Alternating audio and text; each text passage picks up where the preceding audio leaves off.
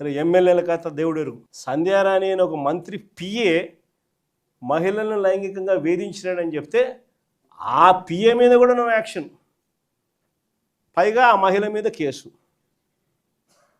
ఈ స్థాయిలో మహిళల పరిస్థితి రాష్ట్రంలో ఉంటే ఇంకొకడు లాస్ట్కు చివరకు ఈ ఆంధ్రజ్యోతి రాధాకృష్ణ, ఈ మనిషి మాట్లాడే మాటలు ఒకరిని చూసి ఇంకొకటి ఆటవిక ప్రపంచంలో అందరూ కూడా రాక్షసులై ఏ మాదిరిగా రాష్ట్రంలో పరిపాలన సాగుతోందని చెప్పడానికి ఇవన్నీ కూడా నిదర్శనాలు. ఇలాంటి పరిస్థితుల మధ్య రాష్ట్రంలో యుద్ధం జరుగుతూ ఉంది.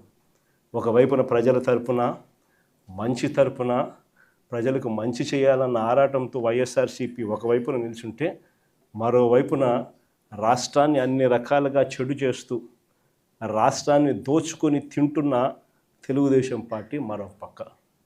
ఇక్కడ యుద్ధం జరుగుతూ ఉంది.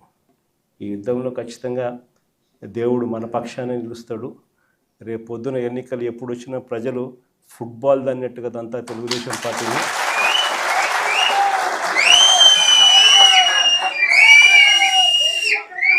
సింగిల్ డిజిట్లు కూడా చంద్రబాబు నాయుడుకి రాకుండా ఉండే పరిస్థితి కూడా అతి త్వరలోనే చూస్తాం.